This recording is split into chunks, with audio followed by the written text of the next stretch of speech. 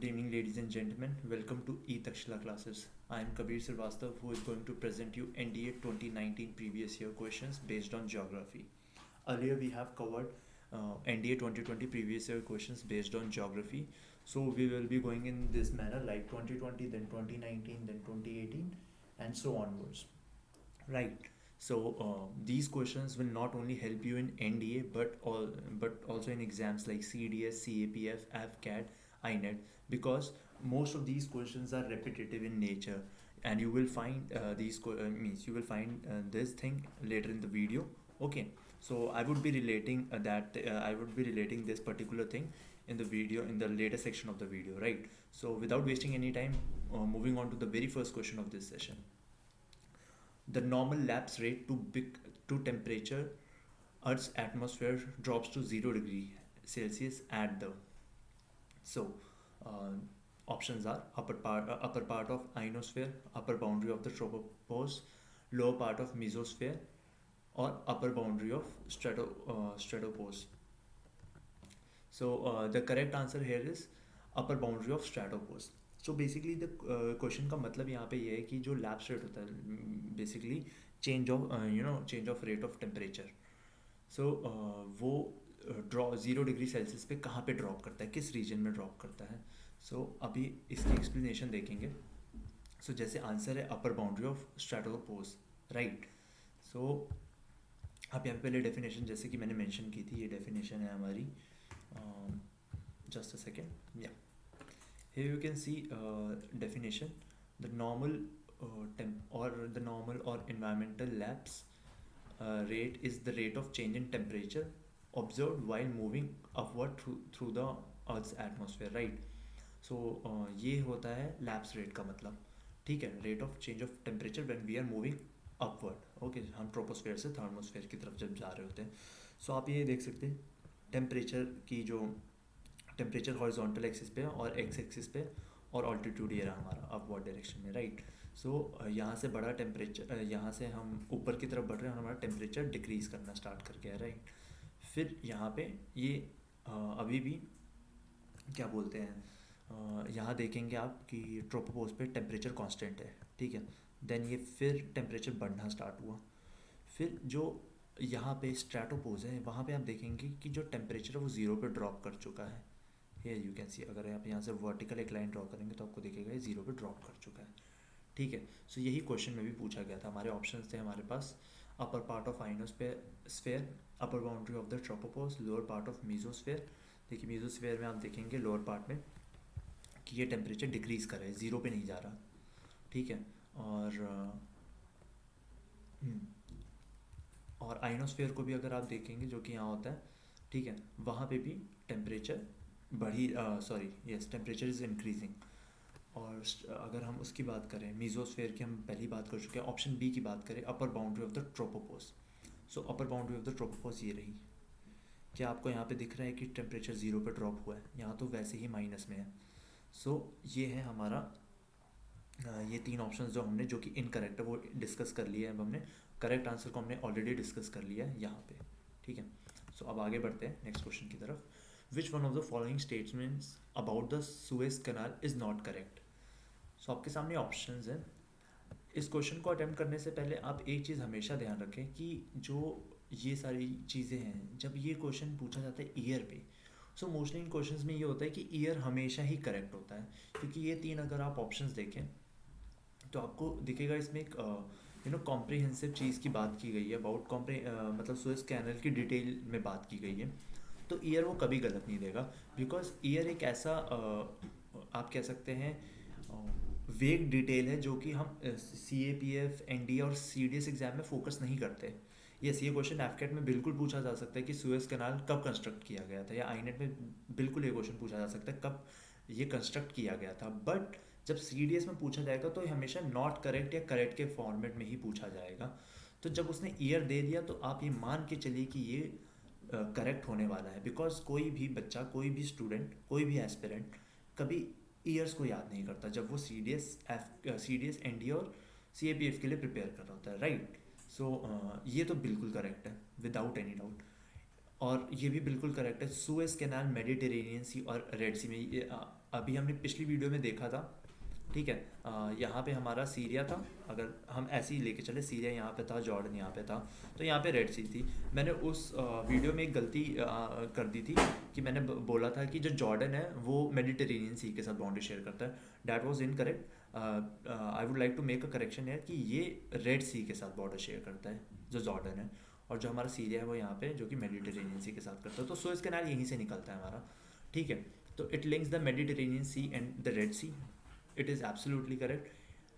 ये तो देखिए बहुत ही इंपॉर्टेंट है। अगर हम ये बात करें, ये अफ्रीका था, ठीक है, राइट। ये था हमारा, अगर मैं आपको मैप ऐसे बना के दिखाऊं, अभी हम मैप में भी इस चीज़ को देखेंगे, अभी मैं सिर्फ आपको डिस्कस करने के लिए दिखा रहा हूँ, ठीक है। ये हमारा इंडिया है, अगर मान के चले यहाँ पे हमारा, और ये हॉर्न ऑफ अफ्रीका हो गया, ये रहा यूरोप जहाँ पे यहाँ पे कहीं टर्की वगैरह होंगे, तो यहाँ से हमारा सुएज कैनाल जाता है, ठीक है। तो यूरोपियंस को पहले ये रूट पकड़ना पड़ता था, यहाँ से नीचे से जाके, ठीक है, ये वाला रूट पकड़ के वो इंडिया पहुँचते थे। बट जब हम सुएज कैनाल मिला तो वो यहीं से आने लग गया डायरेक्ट, ठीक है। So it has given Europe a new gateway to the Indian ocean. ये बिल्कुल सही है। सो आप ऐसे ऑप्शन एलिमिनेट करके भी अपने सही आंसर तक पहुंच सकते हैं। देखिए इसमें ऐसा कुछ भी नहीं था। अगर आपको मैप की नॉलेज है, सिर्फ मैप की नॉलेज होने से ही आप ये टिक कर सकते थे कि ये करेक्ट है, ये बिल्कुल टिक कर सकते थे अगर आपने हिस्ट्री पढ़ी है, और या फिर आप थोड़ा सा भी मैप को समझते तो आपको ये भी पता होगा। ये जैसे कि मैंने बताया कि क्या लॉजिक है इसके पीछे, 1869 के पीछे, ठीक है। जो बचा ये, तो ऑब्वियसली ये इनकरेक्ट स्टेटमेंट है। सो अब हम डिस्कस करते हैं इसे।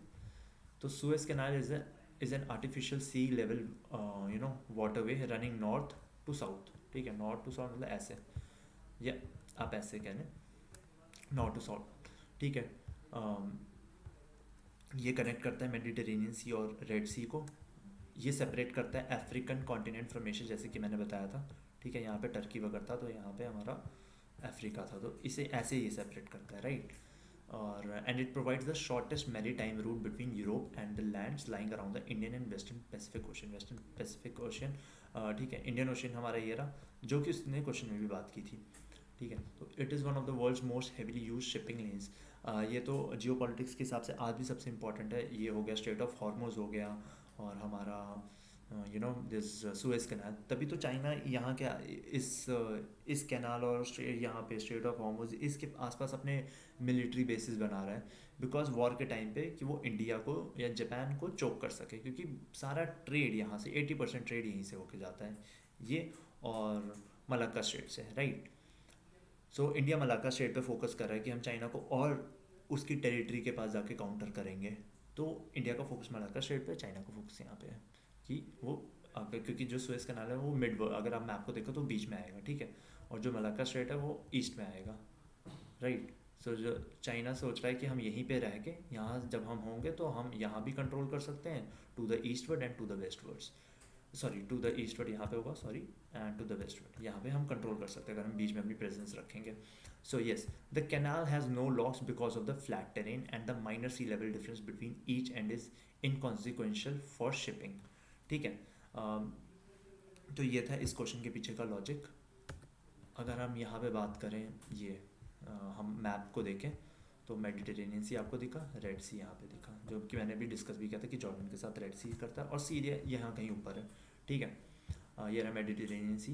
ये आप जैसे कि देख सकते हैं ये डिवाइड कर रहा है सुएज कैनाल, ठीक है। ये डिवाइड कर रहा है अफ्रीका और एशिया को, okay. So moving on to the next question, in which one of the following folds is the axis plane found to be virtually horizontal। इसका करेक्ट आंसर है रिकमेंड, ठीक है। ये कुछ नहीं, ये एनसीईआरटी में एक सिंपल सा डायग्राम है, अगर आप वो भी देख लेंगे, और आप हमारे चैनल पे ई तक्षला क्लासेस पे इस चीज़ को भी पढ़ सकते हैं, आपको इसके रिलेटेड वीडियोस मिल जाएंगी, ठीक है। सो इसका ये डायग्राम है, जैसे कि आप देख सकते हैं रिकम्बेंट फोल्ड है, तो ये रहा वर्चुअली हॉरिजॉन्टल, राइट, क्योंकि ये दिख नहीं रहा है आपको, तो हम इसे वर्चुअल उसमें बोलेंगे, तो वर्चुअली हॉरिजॉन्टल हुआ ये आपको दिखा, this part which I am talking about this is virtually horizontal. So recumbent is the correct answer है।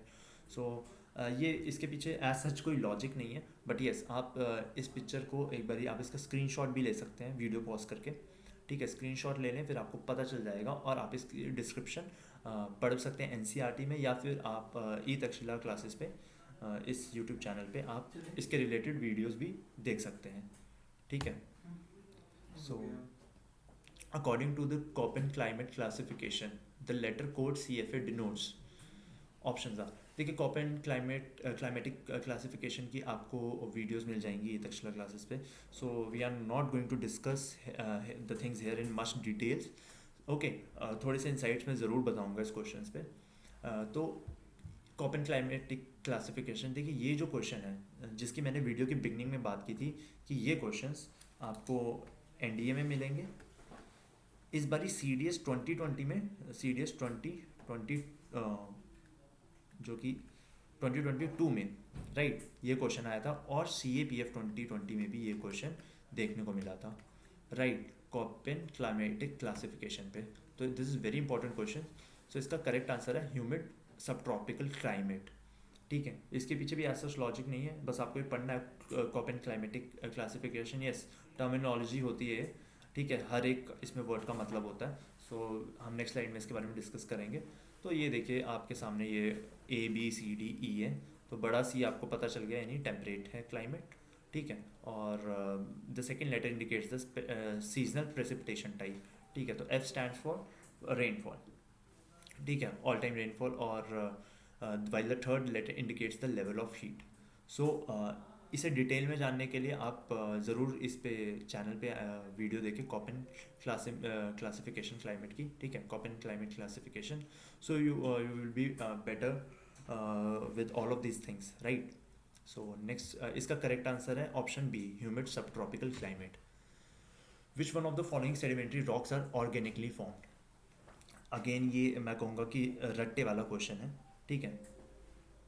सो इसका करेक्ट आंसर, सेडिमेंट्री रॉक्स हम सब जानते हैं, ठीक है।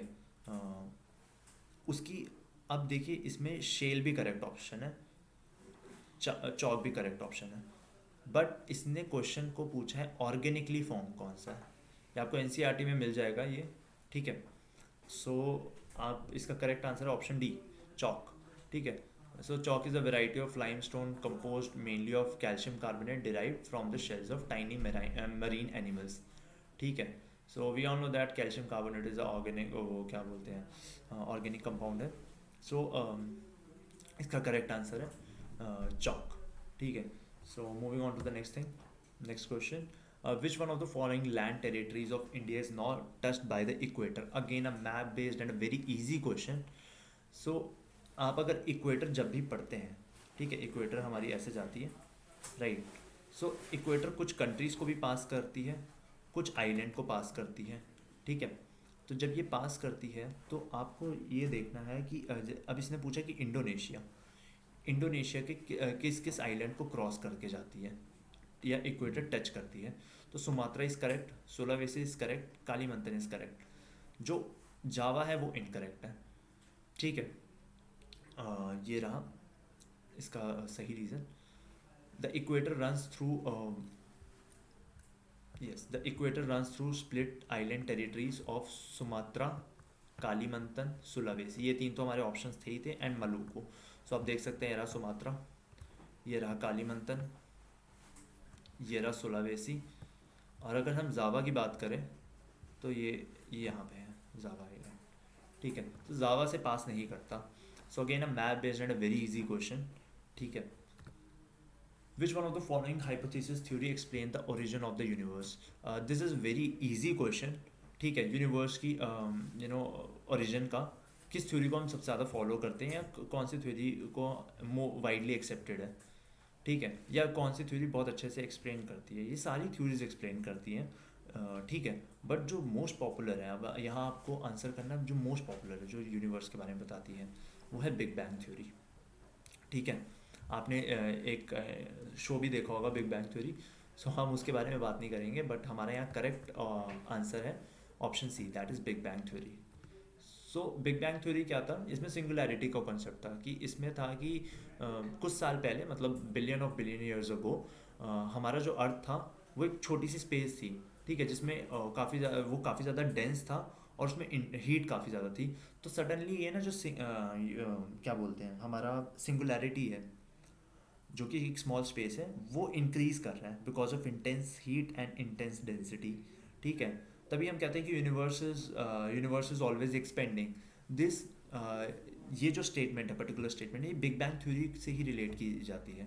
ठीक है, बाकी जो सारी थ्योरीज है, ठीक है, वो या फिर सन के बारे में, या फिर इतनी वाइडली एक्सेप्टेड नहीं है।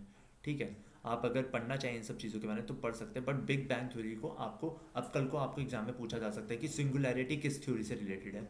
सो आप बता सकते हैं ये सिंगुलैरिटी किस थ्योरी से रिलेटेड है, तो आप बोल सकते हैं बिग बैंग थ्योरी से। ठीक है, तो ये चीज़ आपको बिग बैंग थ्योरी पे ज़्यादा फोकस रखना है। बाकी चीज़ें आप स्क्रीनशॉट लेके पढ़ सकते हैं। ये बाकी जो हमारे ऑप्शंस थे, binary theory, planetesimal theory, nebular hypothesis, इनकी भी एक्सप्लेनेशन दी है।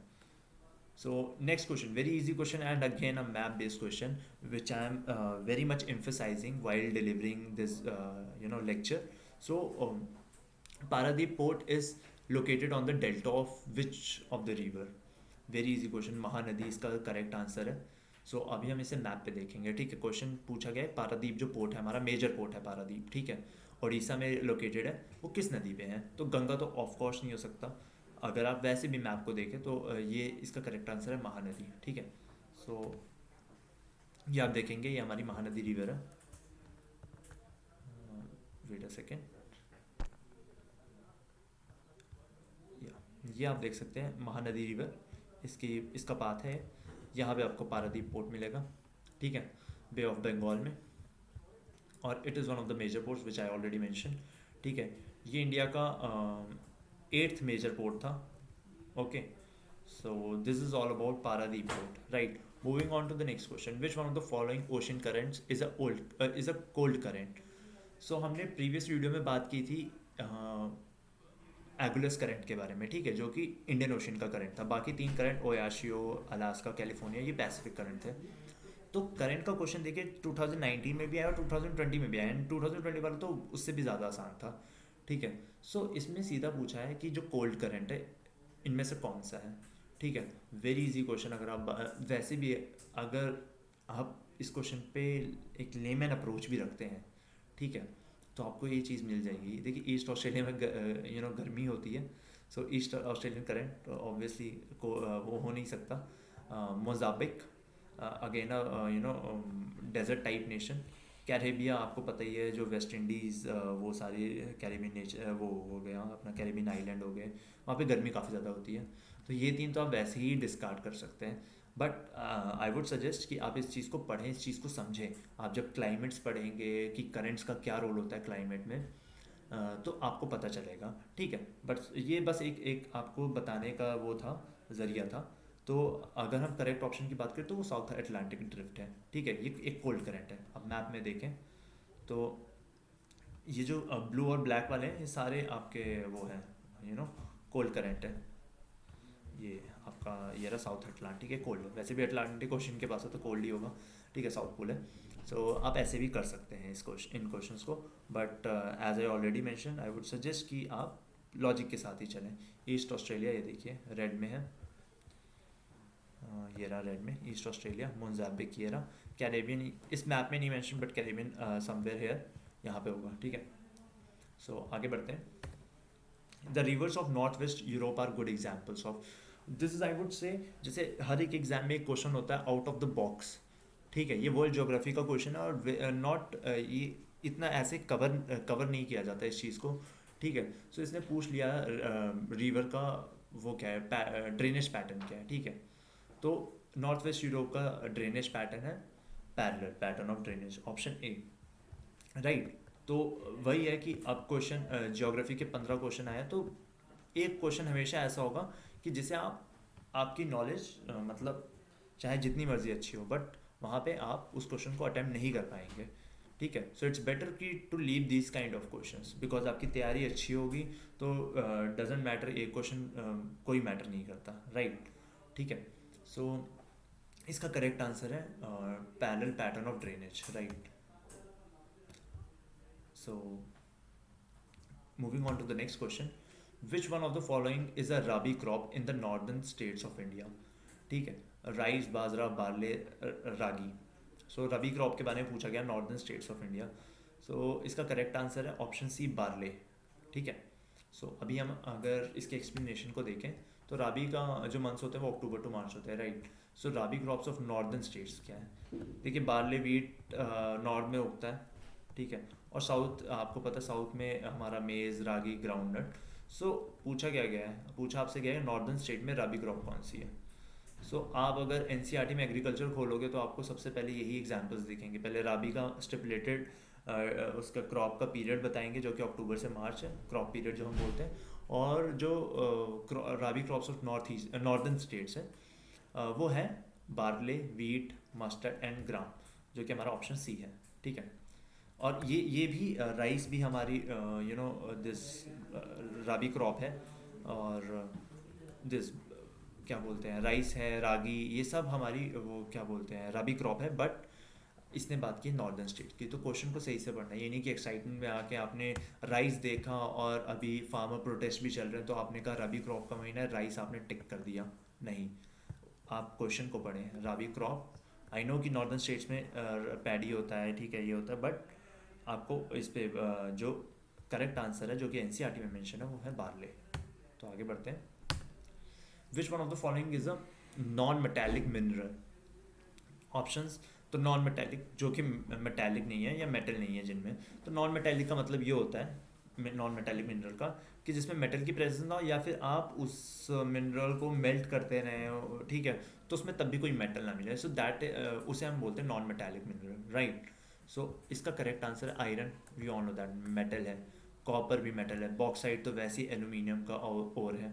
तो ये तीन तो आप वैसे ही एलिमिनेट कर दें क्योंकि ये मेटल है। बाकी ये बचा अपना आपका option mica. So very very easy question, ठीक है। और एनडीए वाले तो ये बड़े आराम से अटेम्प्ट कर लेंगे क्योंकि वो तो उन्होंने रिडक्शन, ऑक्सीडेशन, ये सब पढ़ा होगा। तो उसमें तो आयरन, कॉपर तो वैसे ही आपका उसमें रिडक्शन पोटेंशियल में मेटल की कैटेगरी में होते हैं, ठीक है। बॉक्साइट हम सबको पता है, पढ़ाया जाता है इनऑर्गेनिक में, उसकी एक्सट्रैक्शन जो होती है प्रोसेस, वो हम सब ने पढ़ा होता है। तो वहाँ से तो ये for NDA student it is going to be very easy, ठीक है। और फॉर ग्रेजुएट अगर हम सी ए पी एफ और अगर ये सी डी एस में क्वेश्चन आ गया तब भी ये बहुत आसान क्वेश्चन है क्योंकि iron, copper we are use to we use to know कि ये मेटल है। और बॉक्साइट तो एल्यूमिनियम का और है। So mica is correct answer. So जैसे कि मैंने डेफिनेशन बताई थी कि minerals that do not contain metals and do not yield new products on melting, right. So ये है ये जनरली फाइंड किए जाते हैं सेडिमेंट्री रॉक्स में, ठीक है। और इसके एग्जांपल्स हैं mica, coal, salt, phosphate, clay, gypsum, limestone, marble etcetera. तो माइका जो है naturally occurring non metallic mineral है, ठीक है। Mica is a very good insulator, इसीलिए हम इसे इलेक्ट्रिसिटी पर्पज़ के लिए काफ़ी ज़्यादा यूज़ करते हैं because it can withstand high voltage. And India is the leading producer and exporter of mica. ये सेम क्वेश्चन जो लास्ट स्टेटमेंट है, ये सेम क्वेश्चन पूछा गया था एफकैट में एक बार कि माइका का लीडिंग प्रोड्यूसर कौन है और एक्सपोर्टर कौन है। तो हमेशा ये ज़रूरी नहीं होता कि जो लीडिंग प्रोड्यूसर है वो लीडिंग एक्सपोर्टर भी बन जाएगा। इसका रीज़न ये है, मान के चले इंडिया में डोमेस्टिक कंजम्पशन बहुत ज़्यादा है माइका की, तो यू कैन नॉट से कि इंडिया एक्सपोर्टर बन सकता है माइका का लार्जेस्ट और the leading exporter of mica, because India की डोमेस्टिक कंजम्पशन ही अगर ज़्यादा हो जाएगी तो हम एक्सपोर्ट नहीं कर पाएंगे, राइट। सो इस केस में माइका जो है leading producer, India leading producer भी और एक्सपोर्टर भी है। So moving on to the next question, lithosphere consist of, आपके सामने ऑप्शंस है upper and lower mantle, crust and core, crust and upper most solid mantle और मेंटल एंड कोर। तो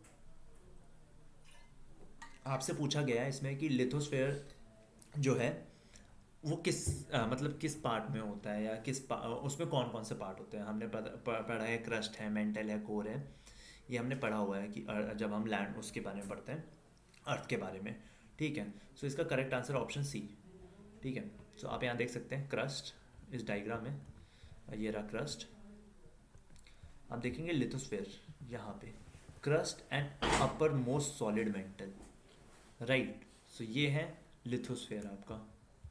और लिथोस्फीयर ही ऐसी जगह जहाँ पे सारी टेक्टोनिक एक्टिविटी होती हैं। तो इसी की वजह से हमारे टेक्टोनिक एक्टिविटी की वजह से अर्थक्वेक आते हैं, right? So this is all about this question. Which one of the following is a major plate? Very easy question again, ठीक है। इसके भी, इसका जैसे मैंने बताया था ना, ओशन करंट का एक मैप होता है जिसमें आपके ओशन करंट्स होते हैं। फिर एक उसमें क्लासिफिकेशन होती है, इसमें कोल्ड कौन सा है, इसमें हॉट कौन सा है, जो कि 2019 में पूछा गया था। तो वैसे ही एक टेक्टोनिक प्लेट्स का एक वो होता है, डायग्राम होता है, आप कह लें मैप पे ये होता है आपका टेक्टोनिक प्लेट्स के बारे में जो बात की होती है। तो इसका करेक्ट आंसर है पैसिफिक प्लेट, क्योंकि पैसिफिक ओशन है। Arabian plate is a minor plate, Philippine plate again a minor plate, Cocos plate भी माइनर प्लेट है। अभी आप मैप में देखेंगे, देखिए कोकोस प्लेट ये रही माइनर प्लेट, पैसिफिक प्लेट आप देखिए कितनी बड़ी है, यहाँ पर भी है पैसिफिक प्लेट, ठीक है। फिलिपिन अगेन छोटी, ठीक है। अरेबियन प्लेट अगेन छोटी, और आपकी जो ये थी दिस वन अरेबियन प्लेट हमने कर ली, Philippines plate, Cocos plate, Caribbean plate again छोटी। सो इसे बेसिकली याद करने का तरीका क्या होता है, जो हमारे ओशन के नाम पे एक प्लेट होगी पैसिफिक प्लेट, एक हमारा ऑस्ट्रेलियन कॉन्टिनेंट है तो ऑस्ट्रेलियन प्लेट हो गई, ठीक है। ये देखिए अफ्रीकन प्लेट, कॉन्टिनेंट का नाम है Antarctic plate, again Eurasian plate, ये पूरा यूरोप एंड इंडिया को कवर अप करता है, ठीक है। तो Europe and India, Europe and Asia continent हो गए। फिर इंडो ऑस्ट्रेलियन प्लेट हो गई, फिर नॉर्थ अमेरिकन प्लेट हो गई, फिर पैसिफिक प्लेट होगी जो हमारा ऑप्शन था करेक्ट यहाँ पे, और फिर एक साउथ अमेरिकन प्लेट होगी। सो आप ये 7 प्लेट्स को ज़रूर याद रखें, ठीक है, क्योंकि पेपर में आपसे क्वेश्चन ही यही पूछेगा। आपसे ये पूछेगा अगर कि विच one of the following is a minor plate, तो आपको 3 ऑप्शन ये दिए होंगे, अफ्रीकन, एंटार्क्टिक, यूरेशियन, और चौथा दिया होगा दिस स्कॉशिया प्लेट जो कि यहाँ पर है, ठीक है। तो आपको टिक करना है माइनर में स्कॉशिया प्लेट। सो अब इट्स बेटर कि आप इन 7 को अच्छे से याद कर लें, ठीक है। So moving on to the next question, a deep valley characterized by step like slope is known as. Land form का बहुत ही आसान क्वेश्चन है, ठीक है, प्योरली डेफिनेशन बेस्ड है। अगर आप जीसी लॉन्ग भी उठाएंगे तो आपको पता चल जाएगा, एनसीईआरटी में भी ये चीज़ मेंशन है। तो इसका करेक्ट आंसर है कैनियन, ठीक है, कैनियन। आप ये देख सकते हैं, आपने बहुत सारी मूवीज़ में भी इससे देखा होगा, ठीक है। तो कैनियन ऐसा ही होता है, डीप नैरो पैसेज कट, ये रहा डीप नैरो पैसेज कट। और आप देखेंगे कि जो वेदर है, अब इसकी पहचान क्या होती है, ठीक है। ये होता है एरिड और सेमी एरिड रीजन, ये आपको दिख रहा है ना, एरिड रीजन है। कभी कभार यहाँ पे थोड़ी वेजिटेशन होगी तो एरिड या सेमी एरिड रीजन में होगा, ठीक है। और आप देख सकते हैं इसमें स्लोप्स काफ़ी ज़्यादा स्टीप है। स्लोप होता है कि जैसे आपने करगिल वॉर में सुना होगा, हमारे सोल्जर्स ने बोला था कि स्लोप कभी कभार ऐसी भी स्लोप थी, तो दिस इज स्टीप स्लोप। अब इसमें भी आप देखें, अगर किसी इंसान को चढ़ना है इसे इस इस फीचर पे, तो वो क्या चढ़ सकता है? नहीं चढ़ सकता वो, ठीक है। ही और she will be needing very vast amount of equipments to climb this feature. So यही होता है स्टीप स्लोप का मतलब, ये होता है कि खड़ी चढ़ाई, बेसिकली हिंदी में ये मतलब होता है। और जो नॉर्मल स्लोप होती है वैसे होती है, ठीक है। ये हो गया। सो आप देख सकते हैं सारी स्टीप स्लोप्स हैं, ओके। सो ये हो गया स्टीप स्लोप। फिर हो गया डीप, ये जो नैरो कट हम जिसे बोलते हैं, नैरो पैसेज कट, वो भी मेंशन कर दिया मैंने। और आप देख सकते हैं टेम्परेचर कैसा है या एरिया कैसा है, एरिड और सेमी एरिड रीजन है। Moving on to the next question, stalactite, stalagmite and pillars are the depositional landforms of. आपके सामने ऑप्शंस हैं, running water, wind, glacier, underground water. So इसका करेक्ट आंसर है अंडरग्राउंड वाटर। अगेन ये question है landform पे, ठीक है। आपने देखा इस बारी 3 से 4 क्वेश्चन लैंडफॉर्म पे पूछे गए हैं। सो ये भी एक डेफिनेशन बेस्ड है, या आप कह सकते हैं इसका ओरिजिन बेस्ड क्वेश्चन है। अगर किसी भी लैंडफॉर्म का पूछा गया तो आपको डेफिनेशन में ही मिल जाएगा, आपको ज़्यादा इसमें डीप में इन्वॉल्व होने की ज़रूरत भी नहीं थी इन क्वेश्चंस के लिए, बहुत ही ईजी क्वेश्चन पूछे गए हैं। तो अगर पहले ही उसकी बात करें, so these are deposited by dripping water, ठीक है। And when the dripping water drop grows and eventually falls down, it again deposits some limestone at the floor and forms a stalagmite. It is very common that stalagmites and stalactites grew at the same time, और pillars का example है, ठीक है। So moving on to the next part, the last question of our session, Loktak Lake is situated in the state of। ये तो आपने बहुत ज़्यादा करंट अफेयर्स में भी सुना होगा, ठीक है। हमेशा आपको ये सुनने को मिलता है। और यहाँ पे हमारा एक नेशनल पार्क है जो इंडिया का ओनली फ्लोटिंग नेशनल पार्क है, that is Keibul Lamjao national park. तो इसका करेक्ट आंसर है मणिपुर। तो इसने पूछा लोकतक लेक कहाँ पे है, ठीक है। So answer is Manipur. Moirang district है, वहाँ पे पाया जाता है, फ्रेश वाटर लेक है, ठीक है। आपसे अब एफ में पूछ लेगा, अगर हम एफ के पर्सपेक्टिव से बात करें तो आपसे पूछ लेगा इनमें से कौन कौन सी लेक सॉल्ट वाटर है या कौन सी फ्रेश वाटर है, तो ऐसे ऑप्शंस दे देगा। तो लोकतक अगर फ्रेश वाटर पूछा है तो लोकतक लेक आपको टिक करना है, ठीक है।